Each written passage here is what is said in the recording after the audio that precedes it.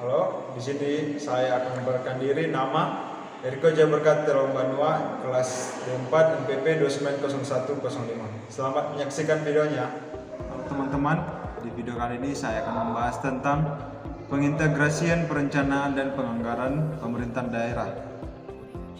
Sebelum menjelaskan, saya memperkenalkan diri. Nama Eriko Jaberkat Terombanua, kelas D4 MPP 290105. Baik, selanjutnya kita akan melihat tabel yang ada di sebelah, itu tentang alur perencanaan dan penganggaran. Kita di sini akan membahas tentang alur perencanaan pemerintahan daerah.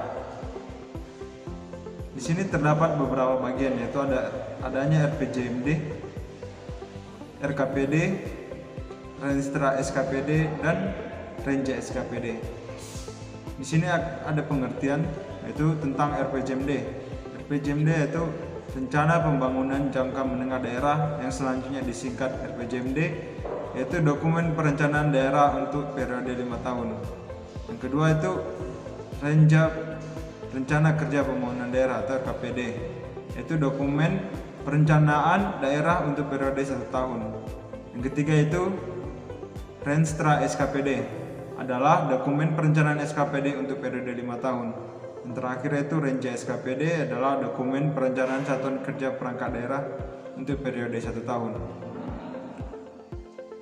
Selanjutnya terdapat 3 cara pengintegrasian perencanaan dan penganggaran.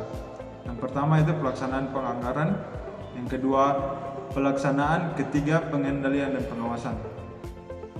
Selanjutnya terdapat beberapa ciri APBD yang ideal, yaitu menjamin terwujudnya kewajiban daerah, kedua terwujudnya kewajiban kepala daerah, ketiga terwujudnya kewajiban daerah DPRD.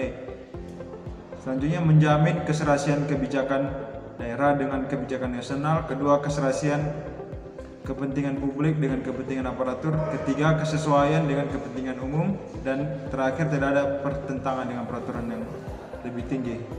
Selanjutnya dibahas tentang KUA. KUA adalah kebijakan umum anggaran, yaitu kepala daerah yang menyusun rancangan KUA berdasarkan RKPD dan pedoman penyusunan APBD yang ditetapkan Menteri Dalam Negeri. Selanjutnya ruang lingkupnya sesuai dengan urusan pemerintah. Di sini terdapat cara penyusunan KUA seperti pada gambar. Selanjutnya fungsi kebijakan umum APBD, yaitu sebagai landasan untuk penyusunan RAPBD, dasar untuk menentukan PPAS. Selanjutnya prioritas dan plafon anggaran sementara atau PPAS. PPAS adalah rancangan program prioritas dan patokan batas maksimal anggaran yang diberikan kepada SKPD untuk setiap program dan kegiatan sebagai acuan dalam penyusunan RKA SKPD. Selanjutnya terdapat tujuan prioritas, yaitu untuk terpenuhi skala dalam lingkup kebutuhan masyarakat, 2 agar alokasi sumber daya dapat digunakan, 4 mengurangi tingkat risiko dan ketidakpastian, 5 tersusunnya program atau kebijakan yang lebih realistis. Kemudian terdapat cara pembuatan proses PPAS. Kemudian metode penentuan prioritas ada 2, itu elastisitas dan cost benefit analysis. Elastisitas yaitu digunakan untuk memahami dampak dari suatu kebijakan. Yang kedua, cost benefit analysis yaitu merupakan analisis yang digunakan untuk mengetahui besaran keuntungan atau kerugian serta kelayakan suatu proyek.